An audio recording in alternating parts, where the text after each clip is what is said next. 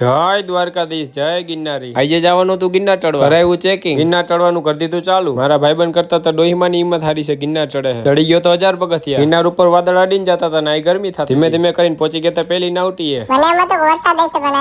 મારા ભાઈબંધ મહેન્દ્રમાં ટ્રેનિંગ લેતા હતા ઠેકડા મારવા. શરૂઆતમાં સ્પીડ હારી રહી, પછી ધીમી પડવા માંડી. પહોંચી ગયા બીજી નાવટીએ. થોડાક પગથિયા ચડીને મેં કર્યો આરામ. મેરે કો તો એસા ધક ધક હો રહા. થોડાક આગળ આવતા વાતાવરણ થઈ ગયું તો આખું ઠંડુ. આવો નજારો દેખાતો એટલે માણસો ફોટા પાડવા ઉભા રહી જાય ફટાફટ. ચાલુ વરસાદે આ પાણા ઉપરથી ફૂલ પાણી પડતું. અહીંથી નજારો જો ઘટે તો જિંદગી ભાઈ. શનિવારે આવો તો ટ્રાફિક તો હોય જ. રસ્તામાં જોયો પાણો એની ઉપરથી પાણી આવતું હતું. कुछ पैसे बचा के घूमने निकल जाया करो, वरना बुढ़ापे में घुटनों के दर्द के साथ घूमोगे क्या?